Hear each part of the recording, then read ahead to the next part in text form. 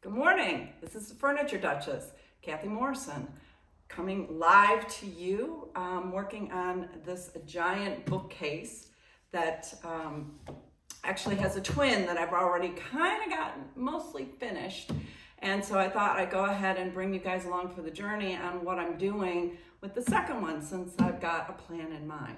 So this was a big maple colored bookcase, and this was the original finish.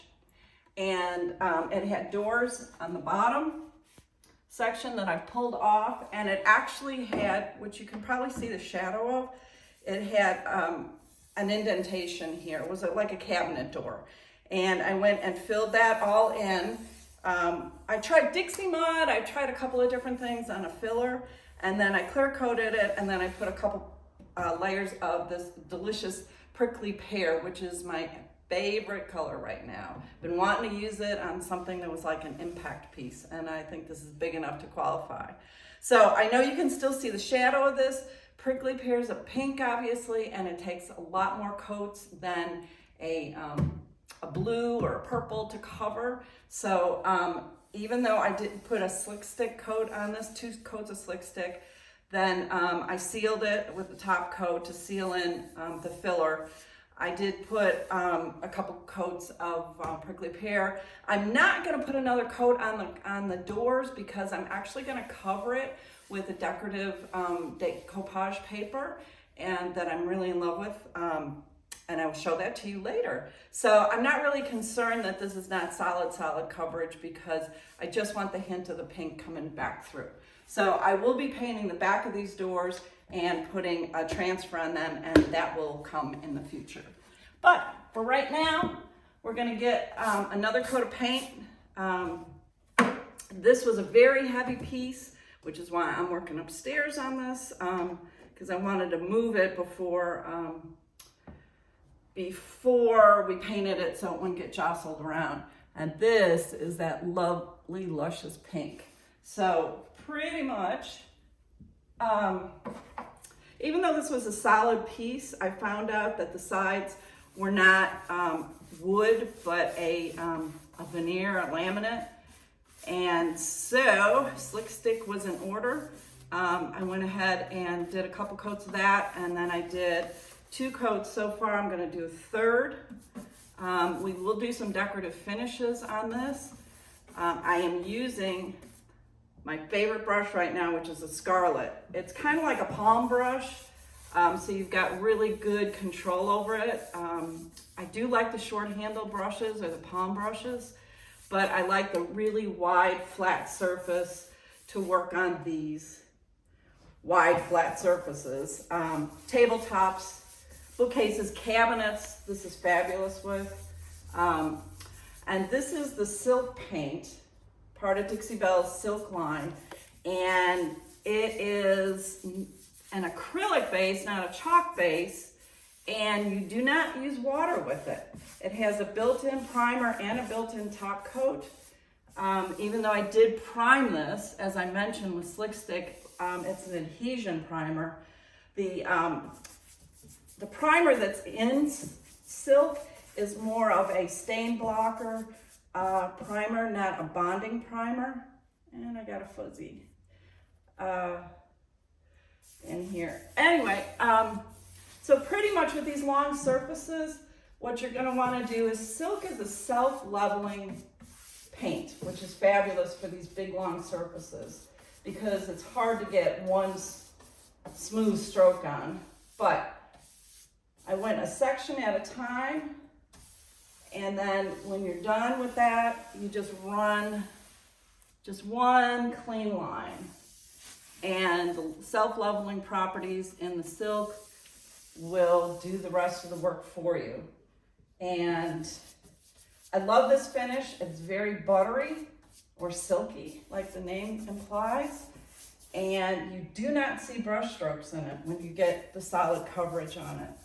And that is amazing. The furniture that I painted with the silk, every time I walk by it, I've got a dining room set done in it, and I just want to run my hand right across it. It's so wonderful. I'm really bad. I paint right out of the jar. but I'm not concerned about that because I will probably go through this entire jar of paint before I get done with the projects that I'm working on, so it's not like it's going to be hanging out for a long time.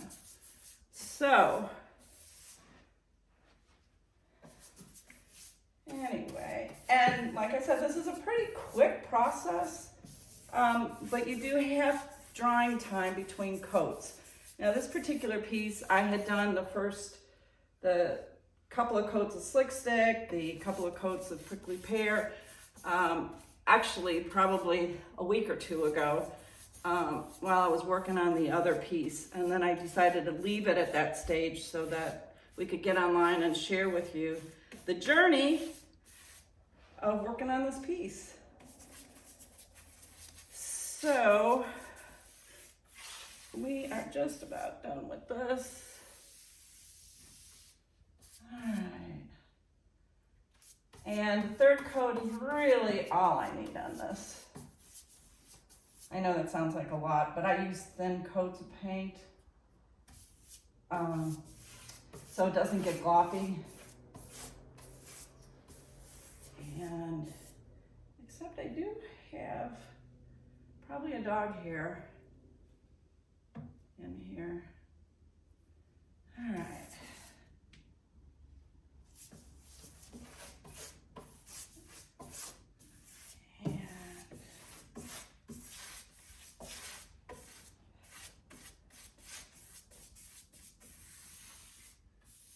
And then on top of this, I will actually be doing some more fun finishes. We're gonna do some faded stripes, which I love, but it also includes blending to get those right, which is a talent that some people make look easy, but it's not as easy as you think. All right, so there is the top of that. We got that pretty much finished. I will go ahead and put another coat on the front. I laid this sideways because I'm gonna be working on the inside next, and it was just seemed to me easier to do this sideways, especially when I was doing the stripes. On the other piece, I tried doing the stripes straight up and then laying it on its back like this, and I really like doing it when it's on its back. So, silk has got a dry time. You're gonna wanna leave it for probably about 2 hours, depending on the humidity and the temperature and all that where you're painting.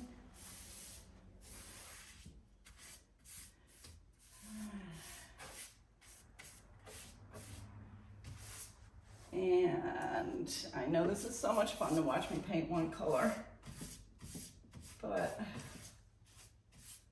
we will definitely get to the fun stuff later on.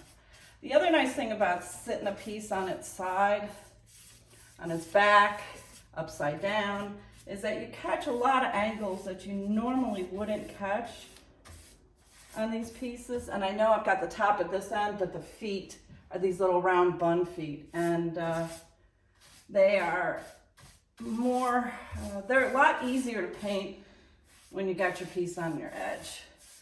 I did leave this drawer in because we couldn't get it out, which was fun. I know there must be some magic to it, but I wanted to leave it in because actually the paper that we're gonna do on the doors will also go on the drawer. And we're gonna go ahead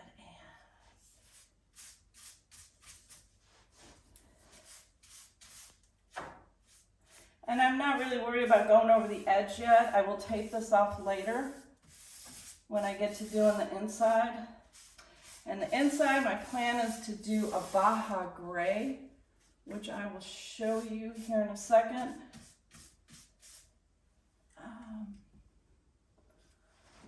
Now that I've started this, I just want to make sure.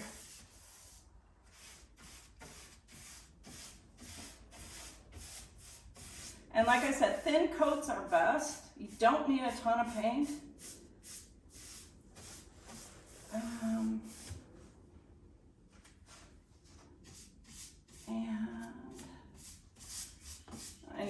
scratching the back of my head, sorry.